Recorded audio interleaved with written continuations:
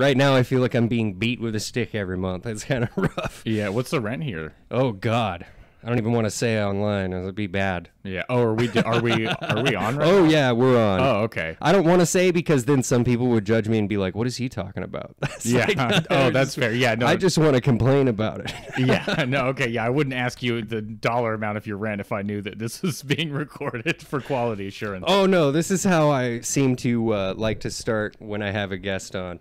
Is just kind of go for it. Okay, good, because I was like, definitely about to talk about some crimes. So, oh, I would have been like, yeah, and just cut that part out. Yeah, let's just stop. We're gonna, yeah. All right. Well, of course, this is History and Whatevea, and I'm James Manning III, and today my guest is David Ledbetter, comedian and part-time historian. No, probably not. I don't know. I'll let you introduce yourself a little bit. Yeah, comedian. I did teach history a little bit to kids. I wasn't qualified to do it, but actually the what I brought today, I found in a book in the school library, and I was like all about it. And the teacher I was working under at the time, I asked her. I feel like I can hear my mouth noises so good. Like I feel how bad my breath control is. Ooh, I can dial that back just a little bit. I think it's mostly just me. But yeah, I found this and was obsessed with it. Brought it to the teacher I was working under, and she was like, "You just want to teach the class about this?" And I was like, "I will always teach the class about burning down Nazi shit." Oh yeah. All right.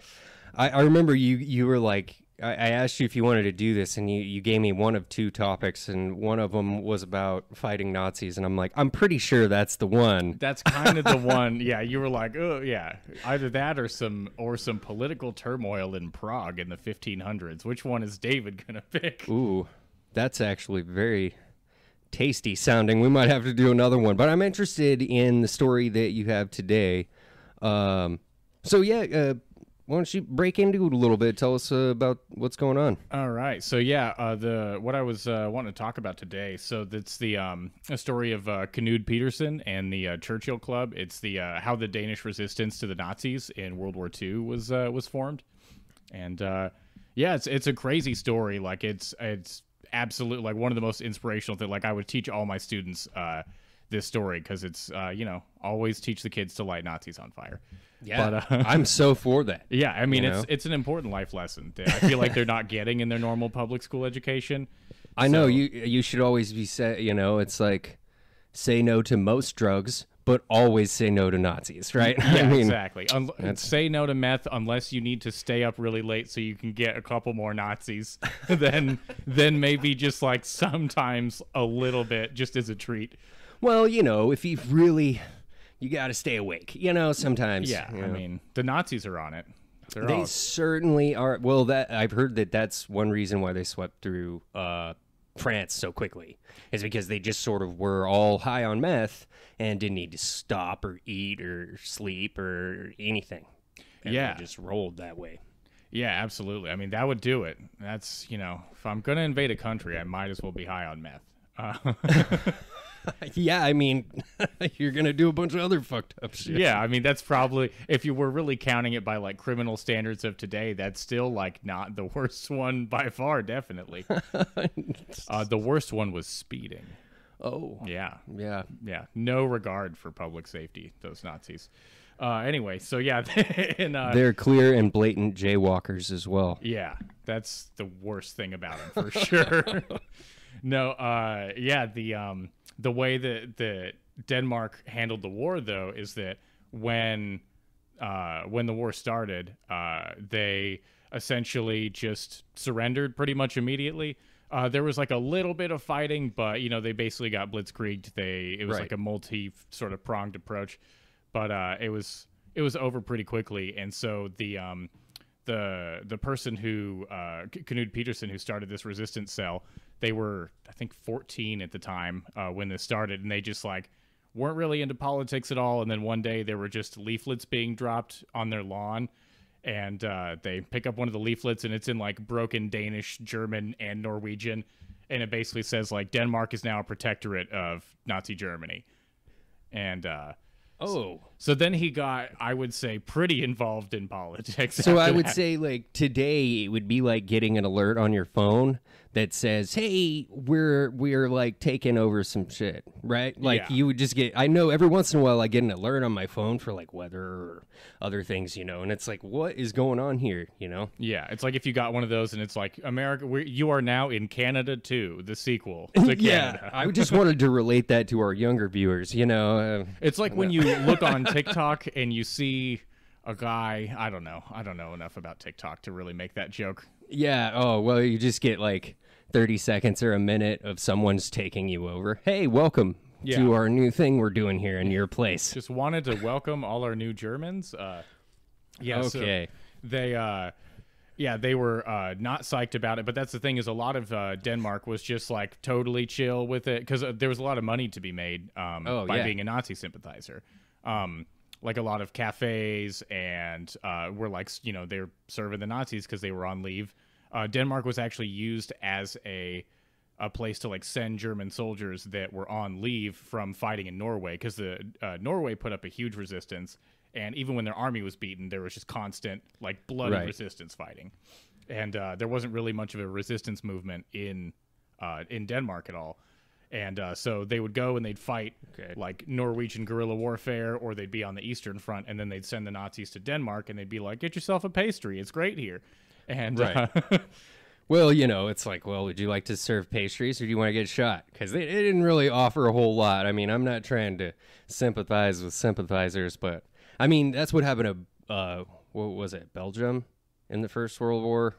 Yeah, well, Belgium, actually, they resisted very much so, and they thought they were going to just roll them over, but they didn't. And, well, it's just kind of, I wonder if that's kind of part of their thought process there. But. Yeah, for sure. Well, because, like, Belgium especially, they had all those entrenched fortifications, like these crazy, like, concrete on concrete on concrete bunkers. But then, Germany had those, like, those railway guns that had those, shells the size of a human. Right. That would just, like, rain down on it and just blow it up. Because they would just been planning to invade Belgium forever.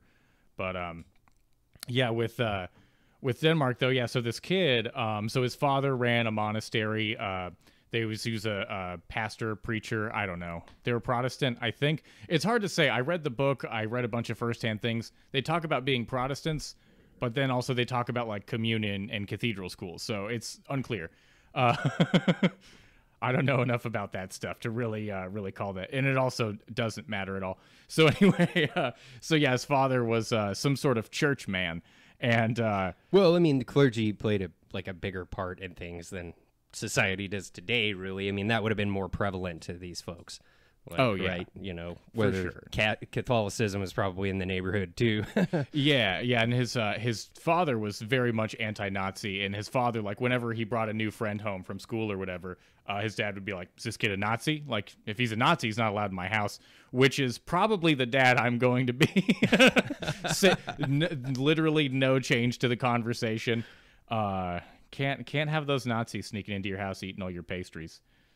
Doing all your meth. Is your friend a Nazi? No? All right, we're good. All right, I think he's that's cool. all I want to know. Yeah, he wouldn't let his kids join the Boy Scouts because he's like, that's like a step away from Hitler Youth. You're not fucking with that.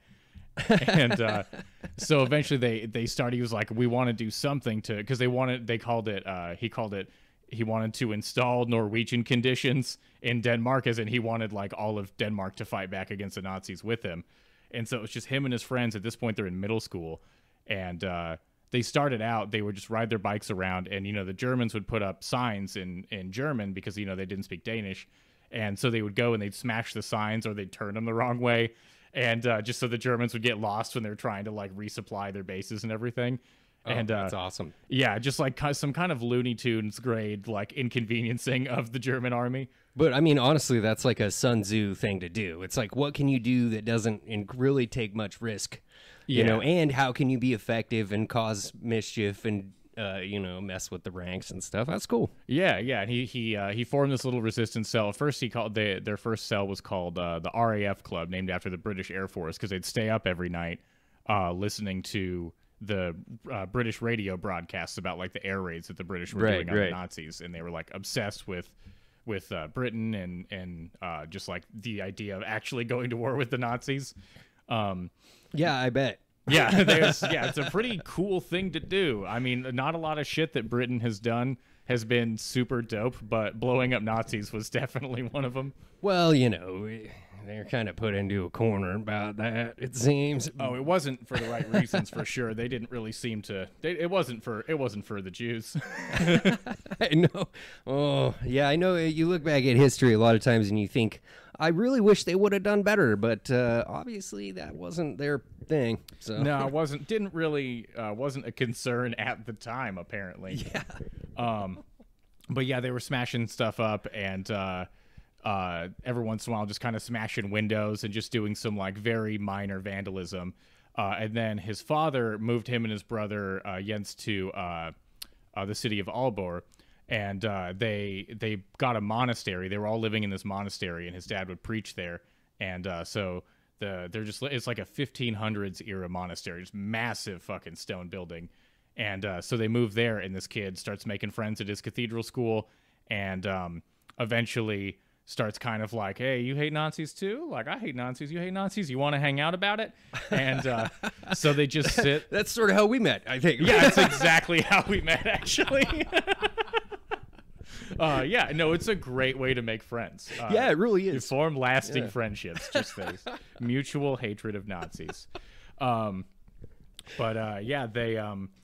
He starts this new club. They call it the Churchill Club, and this is a bunch of saboteurs, and this is where it starts escalating. Like, they were cutting telephone wires that were set up because they'd set up improvised telephone wires from the places they were using as barracks and everything.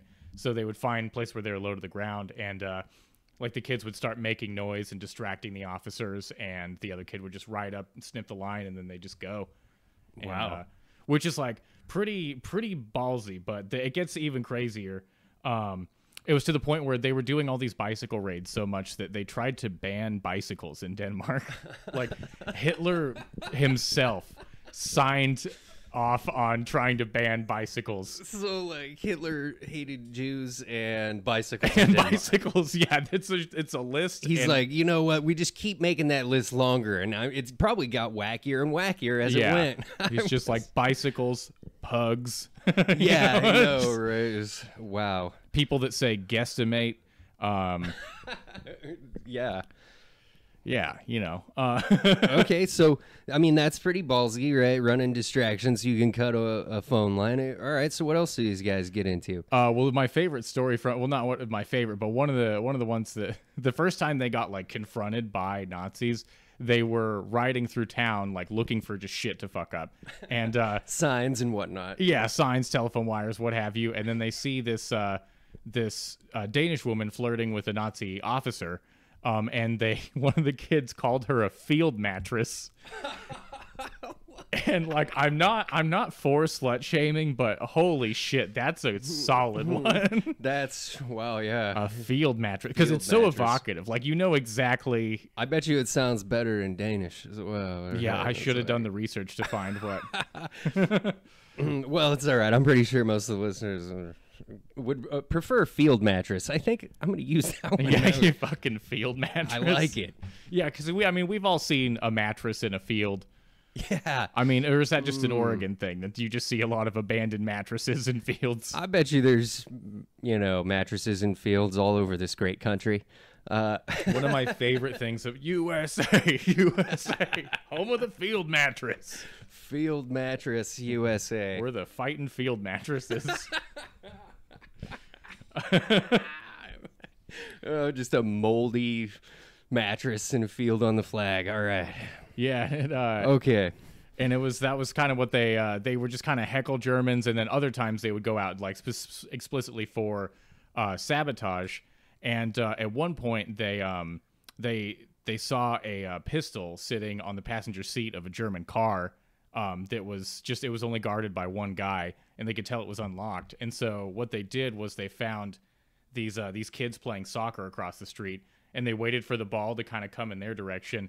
And one of the kids ran and kicked the ball underneath the car and walked up to the Nazi and was like, "Hey, can I go get my ball?" And he's like, "Yeah, sure." And then the other kid comes up and just starts asking the Nazi questions like, "Oh, what's it like to be literally the worst fucking guy?"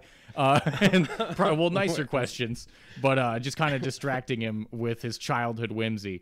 And then the kid just sneaks in, grabs the pistol, tucks it in his waistband, and then they just fucking left. And boogie. You know, the soccer game continues. Yeah, they just kick the ball back and go. And then after a while, they were like, hey, guns are actually pretty sick. And they started they just kept doing things like that. Their favorite thing to do was to go to these like pastry cafes. When I was 14, dude, guns are pretty sick. Yeah, there's a lot of stories about like they're just hanging out with their like dozens of guns that they've stolen, mostly from like the coat racks of nice restaurants. They just go in there and nick the pistol and just go. And there's stories about them it's like just a bunch of 14-year-olds. And they're not even American 14-year-olds, so they've never seen a gun. And there's just so many stories about them almost just blowing each other's fucking like nuts off. It was just dumb. I guess that's something that, you know, Americans don't even think about. It's like we're around guns all the time. But back in those days, it was like only the Nazis had guns, probably. Yeah. Well, and I was like, when I was reading this too, it was like, yeah, we all took turns looking down the barrel. And I'm like, oh, no, don't do that. Obviously, they didn't know how to unload it, maybe. Yeah. I don't know. That's how you do it. Just take a look down and see if there's a bullet in there. You put your mouth on it and blow really hard, and then the bullets all pop out. You just throw it on the ground, and if it goes off, well... then the bullets came out, and then you fucking there you go. You know if it's loaded or not. Yeah. My favorite thing, though, is like this is the like most hard-ass shit for like 14, 15-year-olds to come up with, so they started spray painting everywhere because they wanted to show the other Danes that like the resistance is alive and well and that they should join. So they had a little propaganda team that would go and take this blue paint because it contrasted with the, you know, the red and black swastika, and they'd paint over the swastika with like their own sort of like modified swastika that had like arrows and lightning bolts like symbolizing like Thor's wrath like breaking the swastika. And that's badass. And then their slogan that they'd write underneath it was, "May God forgive the Nazis because I will not." And like, so good. like every 14-year-old wishes they could come up with something as badass as that.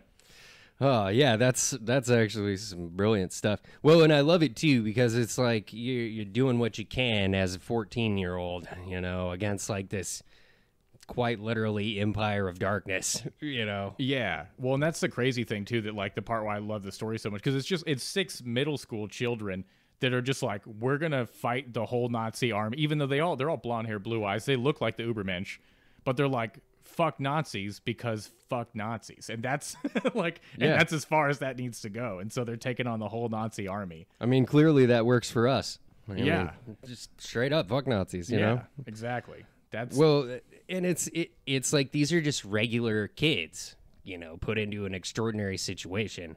Yeah, exactly. Well, and that was the thing, is the main thing that radicalized them was because the Nazis were so bad at, I mean, they were good at propaganda for Germans. They were really bad at having propaganda in their conquered countries that were like protectorates or de jure or whatever, in order to get them to join, because they'd be like, look, these guys resisted us and we killed a bunch of their children. Like, look how strong we are. Don't you want to join us? And like, that doesn't have super wide appeal. Didn't really work. It was really great. Like the way that they talk about organizing a resistance is so interesting, because it's like, it mirrors other like resistance forces that were like professional resistance forces made of like veterans and just, you know, adults in general, that happened later in the war.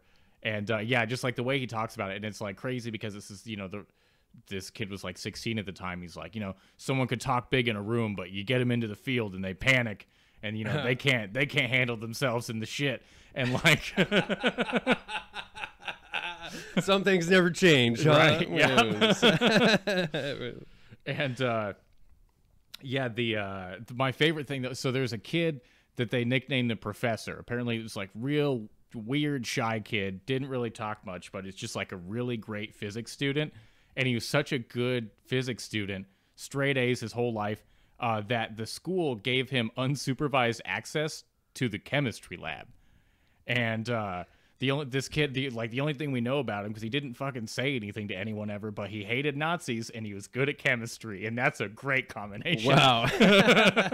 Yeah, you can have some fun with that combination, I think. Yeah, and there's a little loft in the upper level of the monastery, because like the kid lived in like the top floor of the monastery, like in like the like kind of what do you call it, like turret thing. And so there was like the steeple, the bell tower or something like that. Yeah, like right next to the bell tower. Okay. And so there was like a little loft in there, and they built like a little partition in it, and that was the professor's laboratory. And he stole a bunch of shit from the science department and just spent weeks and months. I think it was even at one point like I think he spent like a year or so like trying to make nitroglycerin.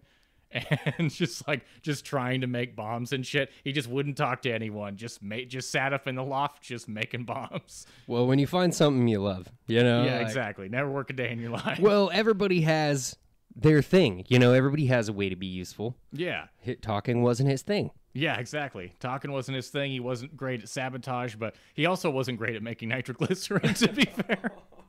Well, you know, yeah, there were a lot of failed experiments, but it's the thought that counts. Yeah, they did kind of graduate like at one point to their first big raid that they did was this construction company called the Fuchs Construction Company that was the Fucks. The Fuchs. Yeah, the Fuchs. Okay, yeah, sure. I don't know how to spell it. I just spelled it Fucks, but they call it Fuchs. But this construction company, Fucks. I bet you they were, dude. Yeah. And they built hangars for the Nazis. They built airstrips. They did, you know, all that great shit for the Nazis. And so see, I was right. Okay. Yeah, and just a bunch of fucks. And so they went and there was a little construction office, and they broke into there. It was like right next to the airfield, which apparently the Germans had built plywood farm animals and painted the airstrip green. So from overhead, it looked like a farm with like sheep and cows. And like then since the runway was green, and it worked because they never got bombed. But then these kids rolled up and broke the windows, let themselves in, and they took a picture of Hitler and they used it to start a fire. And they just took all the files and just bookkeeping information and put it in a pile, and then used a picture of Hitler to light it all on fire. And they also stole they stole a typewriter, and then they stole a leveling machine because they didn't know what it did, but it looked expensive and important, so they stole it. And then because they were using the typewriter for propaganda. But when they got back, they were like talking to one of their other resistance members about it, and he was like, "But you left our symbol there, right?" And they were like, "Fuck." They're like, "We didn't leave our calling card, so like nobody knows is the resistance. It could have just been some like random fucking crazy guy that did this, but we want everybody to know that like the resistance was here." And, well, it turns out it was some kids. Yeah. But well, that's the thing. They were literally the only resistance in Denmark at this point. Like nobody else was doing anything like this to the Nazis. Wow. So this is like a unique thing for their entire region. Like... Yeah. There was them and then the other original cell, like the RAF club that in the place where he lived before, like his friends from the previous town he lived at. Those were the only two resistance cells, and this kid had started both of them. Wow. Yeah, and that's so awesome. Yeah, and that's where they were like, we need to make it, you know, so obvious that this is like a resistance thing, because then, you know, if people see that, then they know that the Germans aren't unbeatable, you know. And so then what they did was they smashed up the leveling machine and then left it there with their blue symbol and everything, and a note that says "Nazi swine, go home," and like left it back at the construction site the next night. And you know, proper style. They're not going to miss this. Yeah. But when they went back to the construction office, they realized that their fire didn't really burn the building down how they wanted it to. And they were like, okay, so gasoline next time. Oh, yeah. Or, live and learn, you know. Yeah. And that's when they started keeping these little pouches of gasoline, just like small enough to fit in their school backpack. And they'd keep little like cans of gas in their school bags. And then at this point, they'd stolen enough guns to where they all have pistols in their pocket at this point. None of them have ever had to shoot anybody because they've just used the cover that they're, you know, school children. And, right. So what they were doing though is that they would go and they'd get into a Nazi truck. And because so often they were unlocked because the Nazis were just that much like, nobody can fuck with us. Oh, who cares? We're in Denmark. It's all good, right? Like, well, to be fair, I mean, you can't. That Denmark is kind of infamous for you can just leave your shit unlocked. And I'm wondering if that's why there's no bike theft in Denmark, is because Hitler tried to take away the bicycles. And there's a newspaper that literally said bike theft is, oh God, what is it? It's bike theft is Hitler's secret weapon against the Danes.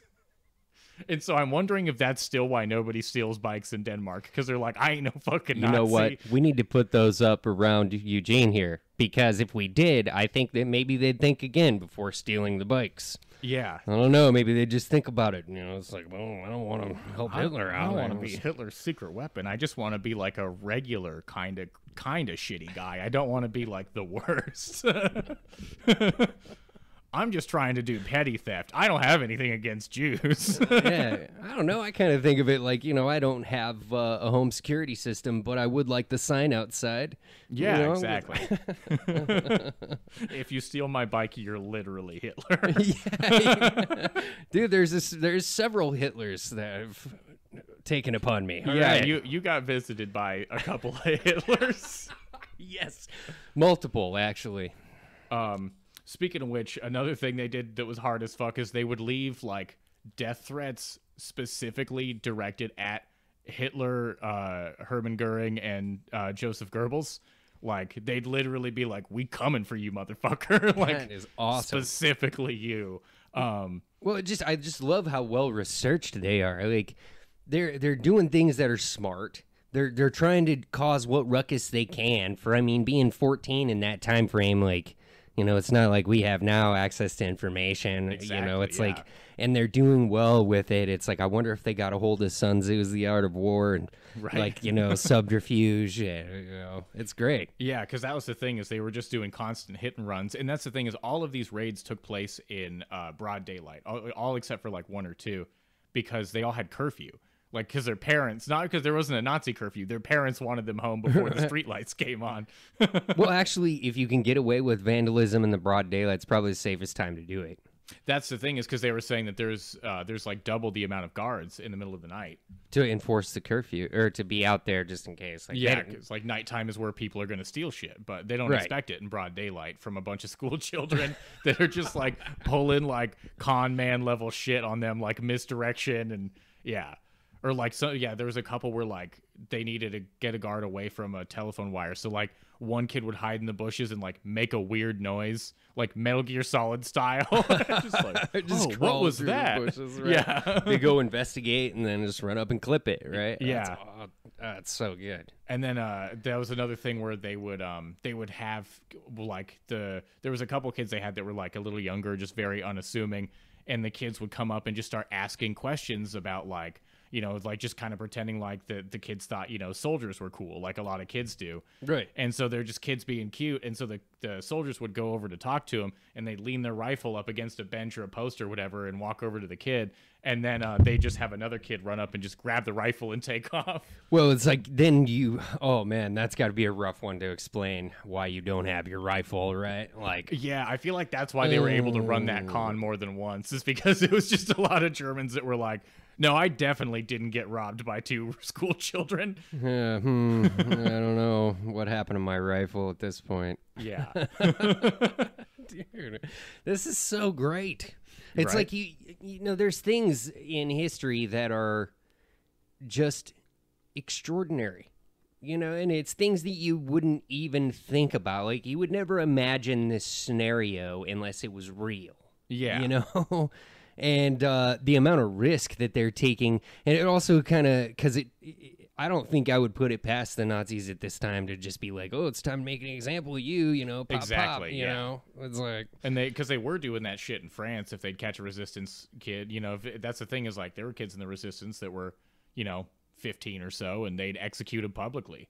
Oh, yeah. And, just fuck it. Well, I mean, that was kind of their thing. Like, they knew that they weren't going to be looked well upon by the rest of the world, so I'm not really sure they gave a shit. Yeah, I mean, like, fear was definitely their thing. They weren't exactly the hearts and minds kind of people. So no, they were more of the mind and piss your pants kind of folks, Yeah, like, yeah, exactly. That was actually one of the initiation things that they would have. If a kid wanted to join, they had to steal a Nazi gun, because if you stole a Luger, then you were incriminated too. You had to go steal a Luger, because if you never did anything like that, then you could rat them out. But if you stole a Luger too, if you ratted them out, you're getting lined up with the firing squad too. Like, you're fucking done. Right, and the Luger would have been a specifically Nazi gun. Like, they wouldn't have been able to just get like a different one from somewhere else. It had to be. Yeah, exactly. Like, Yeah. you know, it's a Nazi shit if it's a Luger. That's Right. actually that's Luger's slogan. Oh my god! No. A Luger. You know it's Nazi shit. Just in cursive underneath. Luger, Nazi since 1944. Exactly. God. Sorry, that's probably not good to have on there. I shot one of those recently. I shot a Luger. I had a friend. He got one from. It was a World War I era Luger, so it didn't have the Nazi like juju on it. It didn't have that Nazi stank on it. Yeah, a whole lot more honorable. Turns out the First World War German Army. Yeah, they definitely weren't the good guys, but they also weren't like the most cartoonishly evil people to ever exist. Yeah, well, I mean, there's a bunch of examples of how they were just sort of more like the person across from them in the trenches than not. You know, I mean, a lot of times they spoke the same language, either French or German or English sometimes. But, and there's things like the Christmas truce of 1914 where they all just stopped fighting for a minute and exchanged cigarettes and chocolates and stuff. Yeah. You don't hear that in the Second World War. No, yeah, you can't don't really get do any that of with that. somebody that's like butchering your family. Yeah, and once in a while they might let somebody go, but a lot of times they didn't, because there was like a lot of horrible stuff that happened by the time they got there. Or, those guys, they would like fire on them in a pillbox and they would fire on them all the way up. They didn't make it, that kind of thing. Yeah. But definitely just generally a much more ruthless army. And it was like the Second World War had that even darker feel to it because of everything that was happening. Especially over there in Germany, right? Yeah, well, and that's the thing too, is that I forgot to mention like earlier in the story, like when this kid was, God, I think he was like, I was even younger, like 10 or so. So it was like Hitler had come to power, but the World War II hadn't started yet, like they hadn't blitzkrieged, and Like so 37 or something. Yeah. before it all kicked off. Yeah, and so his family went there on vacation, like went to Nazi Germany, and they were like, "This seems nice." And they were just like, because I mean, they're just driving through these little villages and seeing that like people had food and people were doing well, and it was the Depression, so like that wasn't something you saw everywhere especially in Europe at the time, and so the kid's dad got a little swastika sticker and put it on the windshield of his car. And they got to the like Danish border towns when they were coming home, and the people living in the Danish border towns were like, "Take that shit off your fucking car." They're like, "You don't know what they're up to out here." But like the people out in the villages, like they'd hear stories and shit from the other villages, and like they knew that people were disappearing, but people further inland, further like insulated by their own country, like they didn't know about that shit until much later. But it's like, if your village is like 3 miles away from another village, but it just happens to be across the border, and then you're hearing like, oh, well, this guy the next town over, his whole family disappeared one night and shit like that. So yeah, the people in the border towns were like, take that fucking shit off your car. You don't know what that means. Well, it's something that is kind of, I know it's so weird, but it's sort of foreign to us to think that there is a limited amount of communication. I mean, at this time, even phone calls would have been sort of limited. I mean, not everybody had a phone you could call them on. Yeah.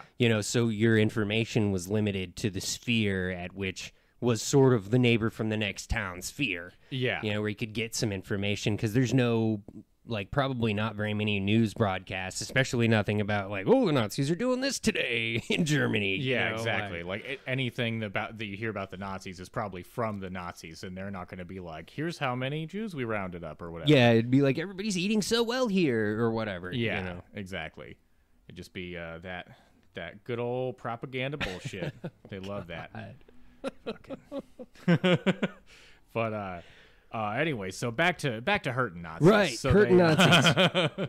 These kids, they'd get into cars. They stole a bunch of bayonets. They'd use a bayonet to cut open the seat of the car. And they'd take all the stuffing out, stuff it in the engine block, coat it in gasoline, light it on fire, and then just fucking take off. And they actually had coded messages that they'd send between them and the other resistance cell that he created in the other town in Odense, and they would compete and be like, well, we set 14 trucks on fire. Like, oh, well, we got 14 trucks in a telephone wire.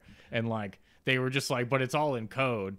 And yeah, they would just be like competing with each other to see who could break the most Nazi shit. That's like the smartest way to resist. Yeah. I mean, because you can do everything so stealthily, and you can get in, get out, and then nobody really has any way to say who did it or not, right? Yeah, and you don't have to worry about the psychological toll of like killing people and like of like sneaking up behind a guy and fucking clubbing him to death. Like, well, I mean, psychological tolls aside, still, like, if you're 14 or 15, that's probably not your good choice. yeah, Right. exactly, right? Yeah, they that was the things that they also were. They did all swear that if it came to it, they would kill a Nazi if not given any other choice. But obviously, that wasn't what they wanted to do. Well, I mean, they were stealing guns, so they had to, like... Yeah. Well, the idea, their fantasy that they all had, because that's the thing, is it's like they're grounded in reality, and that like the shit that they're doing is like really smart, but at the same time, like they do have these like fantasies of like, well, then the British Army's gonna come in and we're gonna show them all the guns we got from Nazis, and they're gonna like think we're the coolest shit, because like there is some of that like teenage boy, like I just want people that I think are cool to think that I'm cool, and like Right. at that point they thought the British Army was like the coolest fucking thing in the world, because their job was to kill Nazis. Well, yeah, I mean, and, well, Churchill, and they call themselves the Churchill...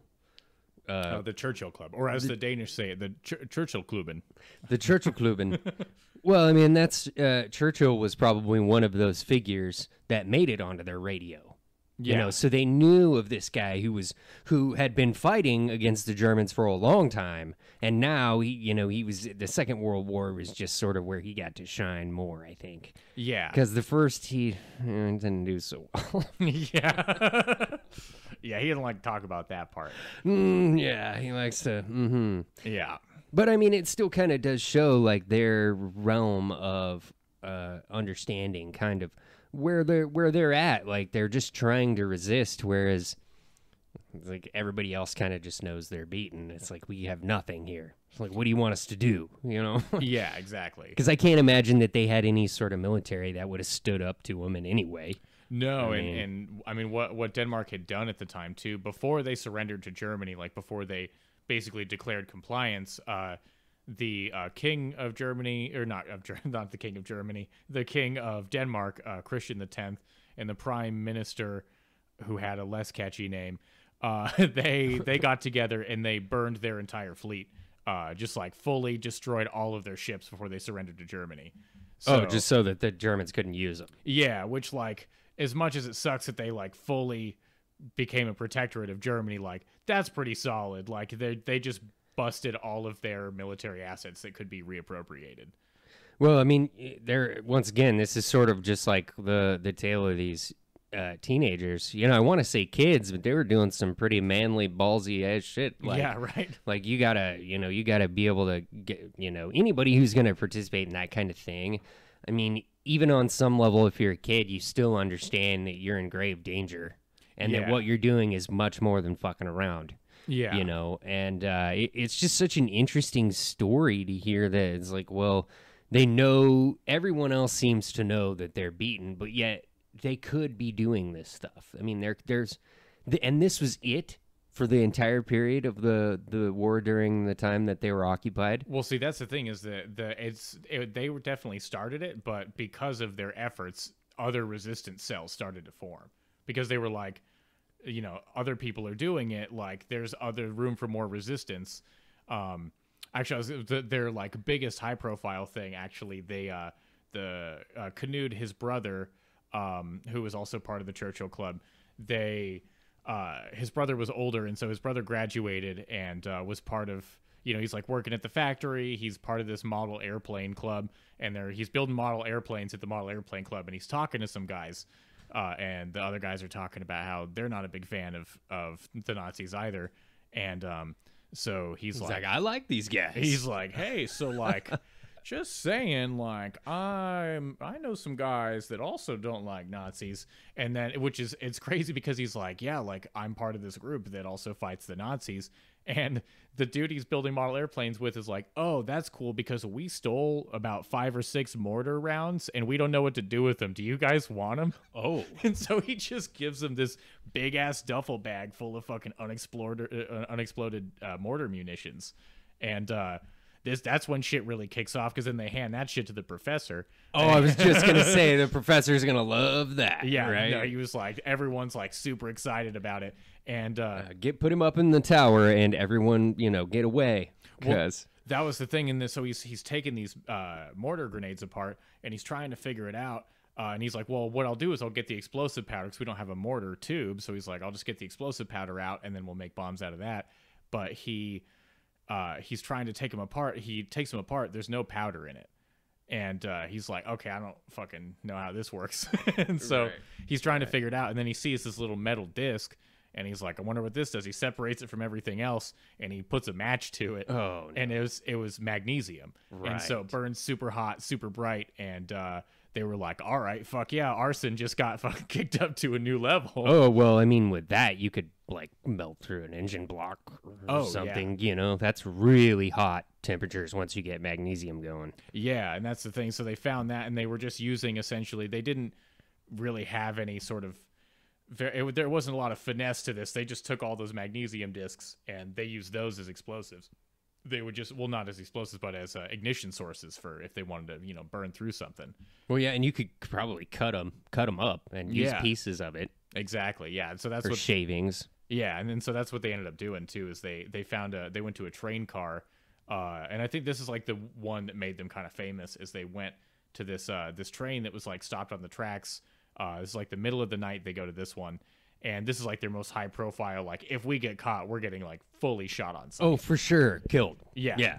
And so they go because there. The trains are their main network of transportation of supplies. Yeah, and it was literally, the trains were full of airplane parts and the instructions on how to build airplanes. Oh, little did they know that the Luftwaffe was gonna fuck that shit all up. But that's besides the point. I mean, they were after the train. They didn't know what was on it, probably, or did they? Oh yeah, no, they knew. They knew. Okay.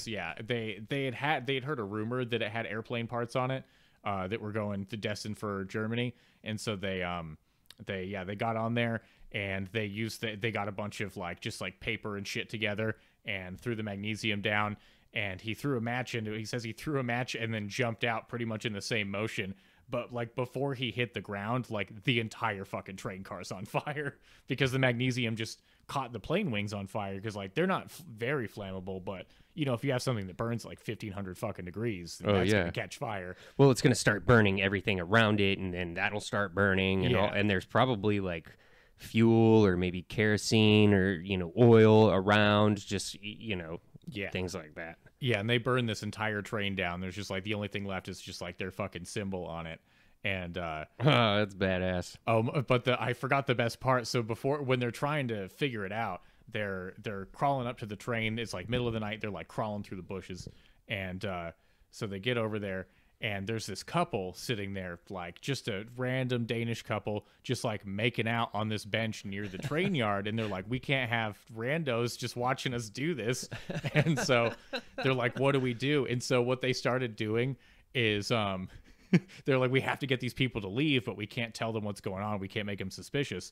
But they were like, oh, right, we're 16-year-old boys. And so they walked up and just started making jerk off motions and being like, oh yeah, you gonna get some? And so the couple just starts yelling at them and then just flips them off and walks away.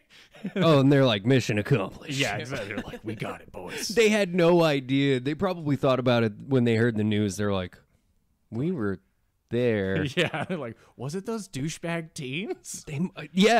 I'm sure that they made that connection, because I bet you the newspapers would have had it all over the place with the Nazis saying, whoever this was, we'll get you, blah blah blah. Yeah, right, exactly. And and they also had at this point was when shit got really hairy too, because there were guards guarding the train cars. So they had the two boys go and start lighting shit on fire, but then they had the two other boys with pistols following the two guards around, just with a pistol at the back of their head from the bushes. And so the thing was, if the Nazis got alerted, they were just supposed to take them out the second it happened. And they didn't have to, but they were just that's some heavy fucking shit for these just like random ass 16-year-old boys to have to deal with. Well, I'm thinking, if shit's going sideways, then they got to take them out, right? I mean, they can't get arrested. They're going to die.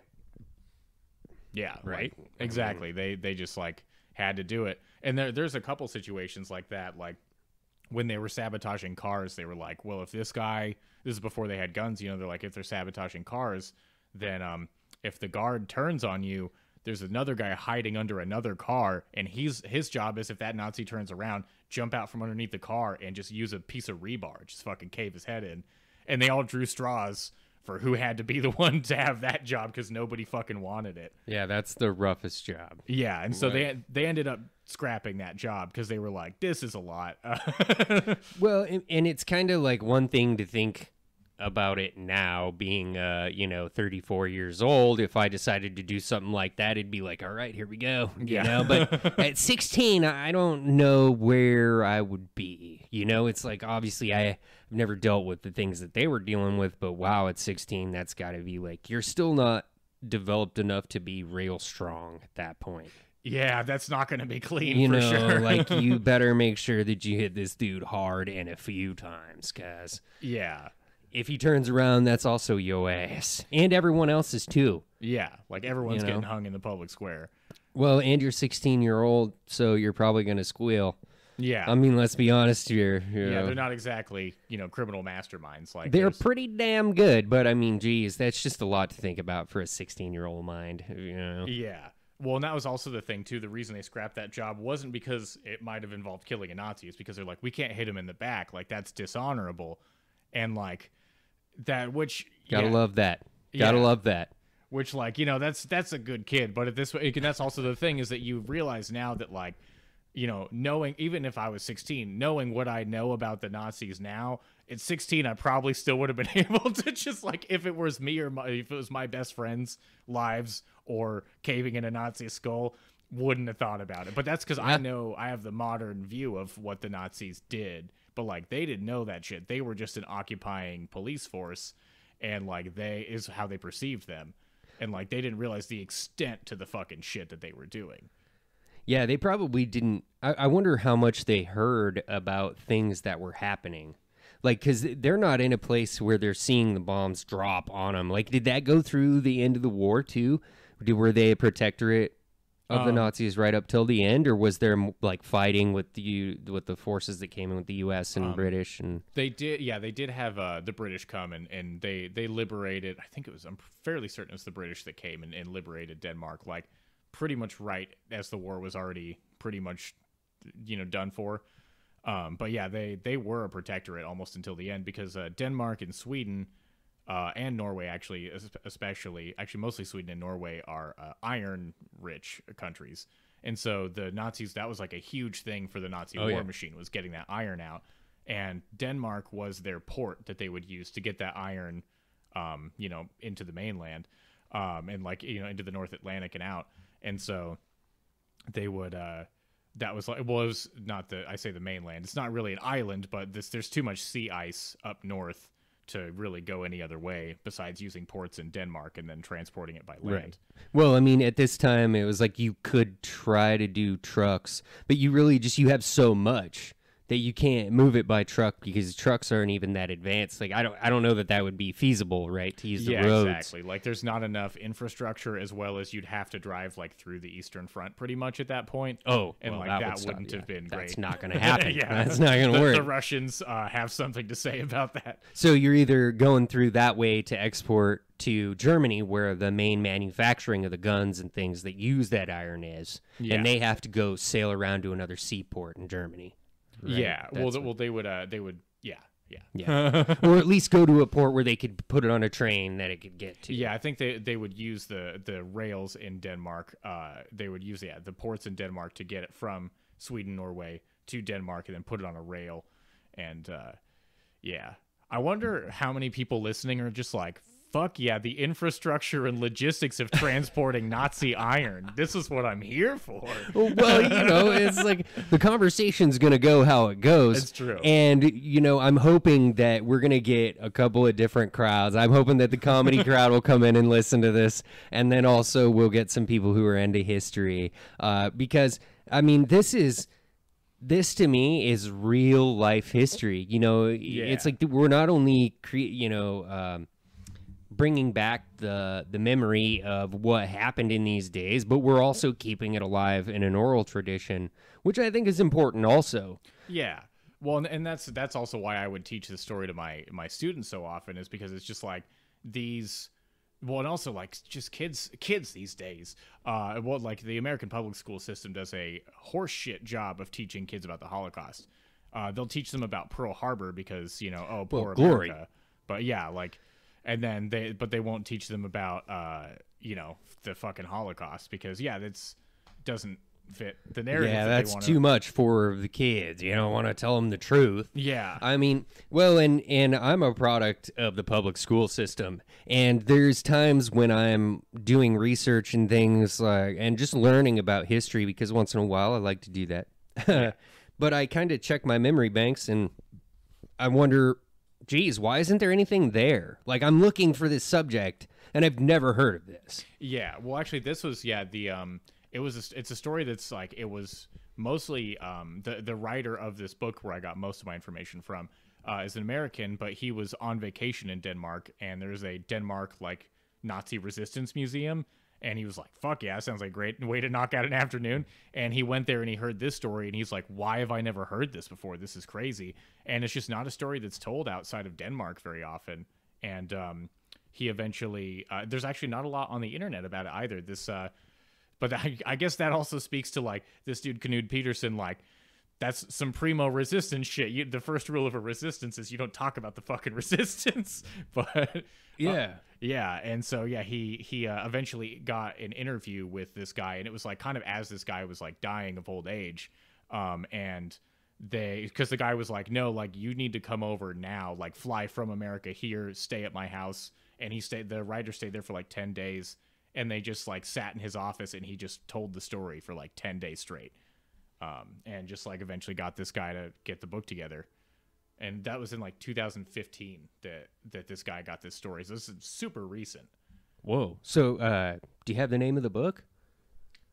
It's called The Boys That Challenged Hitler. Oh, great. Because that sounds like an awesome read. I mean, yeah, no, it's a great read. I've probably read it 3 or 4 times now. Okay, great. Well, I mean, that's definitely a good recommendation. Because that's something that I've noticed is that actually comics tend to read.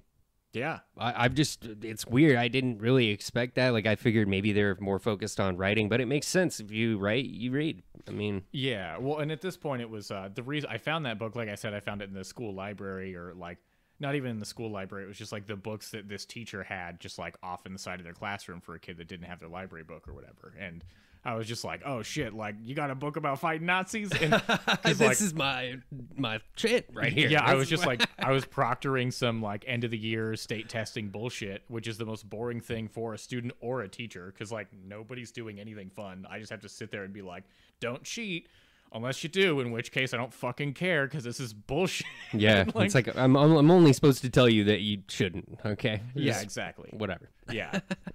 Yeah. Sometimes you'll see a kid's cheating on the state test, and then actually turns out no, you didn't.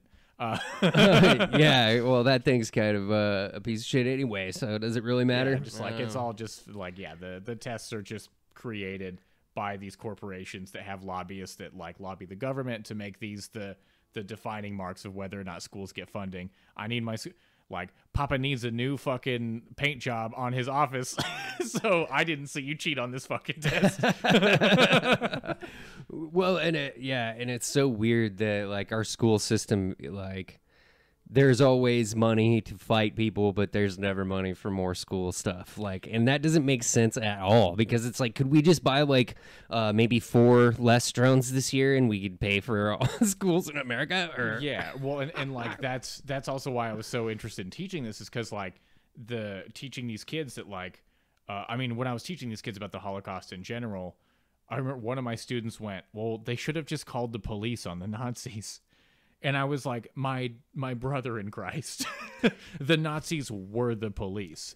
And they were like, oh, that's really scary. And I was like, now you're getting it. Yeah. And like, they just didn't understand the idea that a government can do that to its own people or to other people. And yeah, and just like, so I thought it was so important to teach them, like, not only is this something that can happen, it's something that like is within your power. Like, no matter how old you are, or what your physical or like mental capabilities are, like there are things that are within your power to fucking make this stop. Like that you can do to help, curtail that kind of bullshit, when it comes up. Cause I mean, these kids started a whole fucking thing. Like after their train yard raid, they had actually narrowed it down to the school that the kids were at. They figured out that it was school children, and they figured out that the school they went to, just by like kind of narrowing down, like, okay, everything's kind of happening in this area. All of this area is accessible by bike. So like just kind of narrowing it down. And then eventually a waitress saw them get into the coat closet of a restaurant and then take off. And then a Nazi officer started like interrogating people, like, someone just stole my fucking gun. and the waitress was like, I think it was these kids. And they found, actually, the kids got caught, and they all got interrogated. And like you're saying, they're not masterminds. They all cracked under pressure because, well, they're kids. Yeah, they hadn't pre-established what their story should be, and they eventually all just like, kind of gave away too many details, and things didn't add up. They figured out it was those kids, and I don't know what all their sentences were, but I know that Knud got 2 years in jail, which is so low considering that they all told it was like 1.8, like modern money, but like $1.8 billion in damages that these fucking kids caused. No way, dude. So Yeah. they just destroyed a shit ton of infrastructure. Oh, well, the train. Yeah, If you burn down a whole train full of plane parts, yeah, I mean that's probably most of it, huh? Yeah, that's the thing, is like, because I mean, if you can imagine like a truck full of drone parts crashes, that's probably about 1.8 billion. Jesus. Shit. Like, Yeah. Well, and that's just like amazing, because you think about all they were doing was sneaking around and doing what they could do, but they caused a massive upset. Like, that is enough infrastructure damage to make any general or head official or whatever be like, what's going on over here? Yeah. Like, excuse, why we just sent shit that way. What are you talking about? yeah, like, like, why are my airplane parts late? yeah, where's the parts? Or, I thought we had several trucks over there. It's like, well, somebody keeps burning them down. Like, and then you find out it's just a child. And You're which is like, and that's the funniest, because you can just imagine like just fucking like Hitler, like, damn these kids. yeah, like, and somebody being like, yeah, and they stole my rifle too. It was their little asses. I know it was. yeah, I didn't lose it.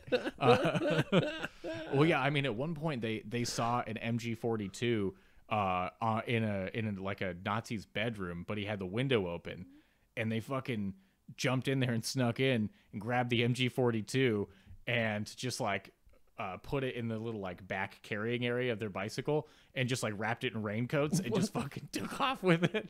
See, that's some just like, oh, this is fine. We'll just whatever. Yeah. I love it though, Yeah. because it's just like, how stealthily are they operating? Like, that's the one thing that you have as a kid. Yeah. Is like courage and stealth, because you're small and lightweight, and Yeah. you can get in and out of places that most of the time people couldn't do. Like, Yeah. you can sneak through a fence, or, you could hop those fences easy. Or, geez, nobody's expecting you to just steal some munitions and put it on your freaking bike Yeah. and just book, Like, yeah, like I've never seen a kid, even as an American, I've never seen a kid on a bike with a little, like, the little carriage thing, and thought like, I wonder if that's full of bullets. yeah. Like, oh my gosh, man.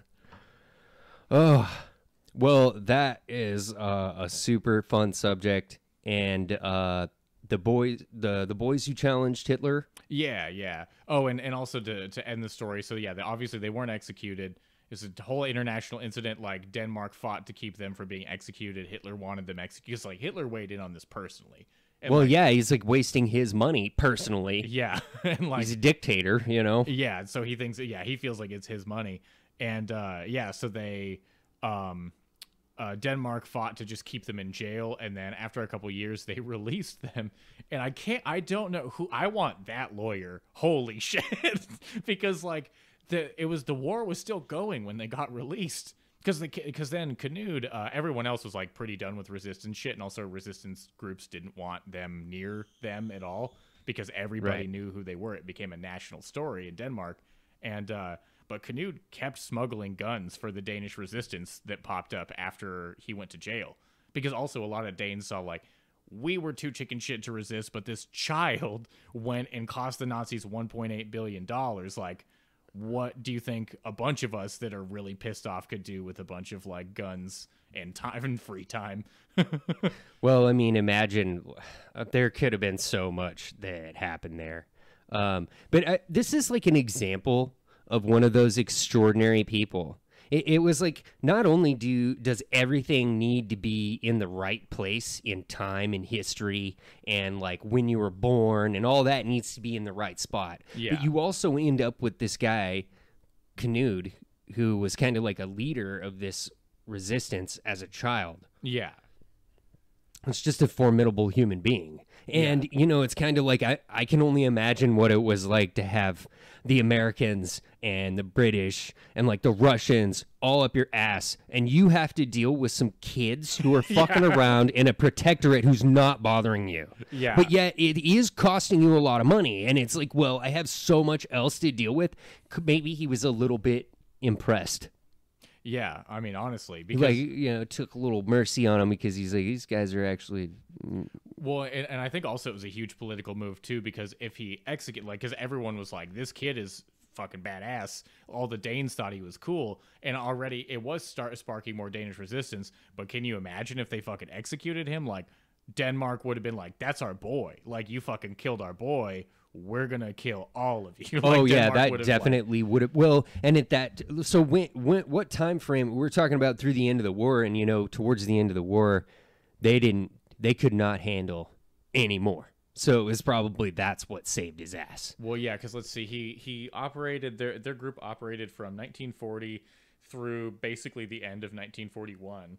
And then he was in prison for 2 years, so that puts him 1943. So yeah, around 1943 is when he got out. And then so that's probably around like, because it was a long legal battle of like, what prison should he go to? Should he be executed? Should he be brought back to Germany? Should he be executed in Denmark? And it was this whole thing. And then probably around 1943 when they were coming to a decision, it was like, we can't handle having Denmark rebel on us. Like, not let's right just, now. Like, let him go. Yeah. And then he was like, cool, I'm going to take all these guns and move them to the French resistance really quick. Well, and that just shows the spirit of the guy, right? He not only did he look the beast in the face a whole bunch, Yeah. but then got arrested. Some miracle got out without being murdered. And then he's like, well, yeah, fuck them. I hate Nazis. And just keep Yeah, like, I mean, even when he got released, he was surprised because he was planning his prison escape. Like, he was already just like, he was like making nice with certain guards and like pitting people against each other and like collecting tools. And they were like, you're free to go. And he's like, are you sure?